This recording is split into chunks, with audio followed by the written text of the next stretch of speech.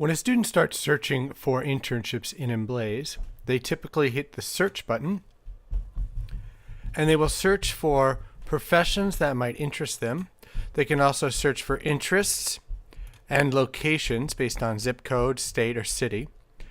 I also encourage students to use the advanced search functionality to search based on the difference between organizations and opportunities at organizations. So let's say a student is interested in something like animal care as an opportunity. We see here that there are 20 opportunities. They may also want to filter this down by saying only the ones that are currently available. Now we've gone down to 10.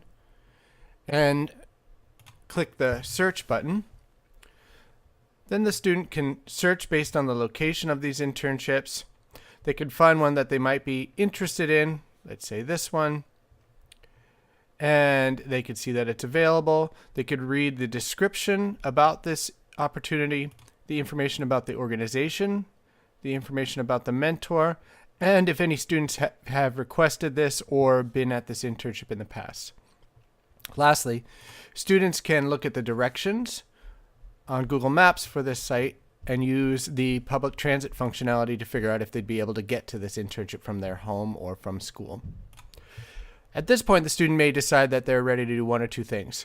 They could add this site to their wish list, or they can click the Request to Pursue button, which is right here. And when they do that, they could say, I'd like a shadow day or an internship. And this is a real insightful moment to determine what is motivating the student to leave campus. So it might be something like, my uncle works here, or it might be something more like, I have always been interested in caring for animals. At this point, the student requests to pursue this site. It says that they are not permitted to pursue the site yet until it's been approved by the internship coordinator. Now let's take a look at the internship coordinator side and the steps to approving students to pursue sites. Now let's take a look at the internship coordinator side to see what we would do as an internship coordinator in managing student requests. The first thing I want to show you is if you go to the admin settings as an internship coordinator, you can set the student request settings. This is how long, by default, students will have to pursue a site once they've been approved to pursue it. You could always customize this, and I'll show you how to do it in a little bit for each individual request, but this sets the default date. I set it for 2 weeks. You could set it for 1 week or 3 weeks or 4 weeks, whatever you'd like. Next, when we land on the home page here, we'll see that I have 2 requests. This is the request that we just put in. Student 1 was my demo student, was interested in a possible veterinary internship. Now I could really quickly, just on the fly, approve or deny these just by clicking the check boxes or the X boxes here. But I also can go in and learn a little bit more about this student's request.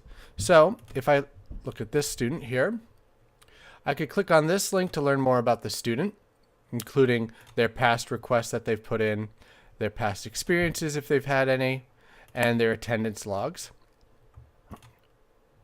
And then I also can click on the internship itself and learn more about it, about the past students that have been there. There haven't been this one, and any other notes that I have, private notes that students don't see. So I can make a really informed decision if this is going to be a good potential match.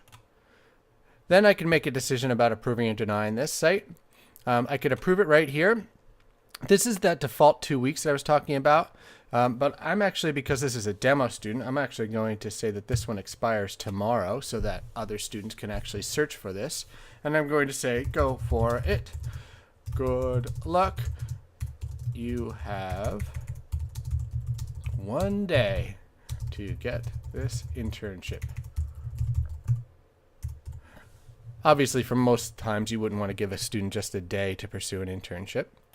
But I'm sending that out, and the student will now receive a request saying that they have been approved to pursue that site and they have a day to try to get it.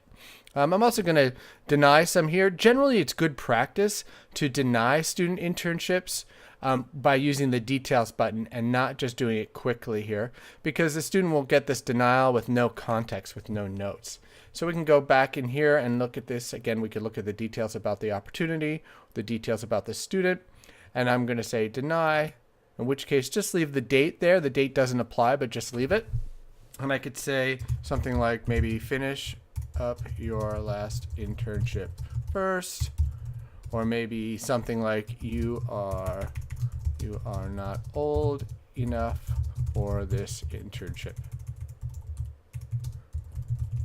Whatever it is, the information that for the reason why you're denying this. So this student has been denied to pursue that internship. So now we're back with our demo student number 1, and we see that this possible veterinary internship is now approved by the student. It's in their approved requests, and that they have until the 3rd to apply for this opportunity. I'd encourage you in the notes to give the student instructions about next steps. So things like this is a cold call, remember, or talk to your advisor, or come meet with me, or notes reminding them that you have until the 3rd to pursue this. The site status now is being pursued, so other students cannot pursue this site until this expiration date has passed or the student has withdrawn the request.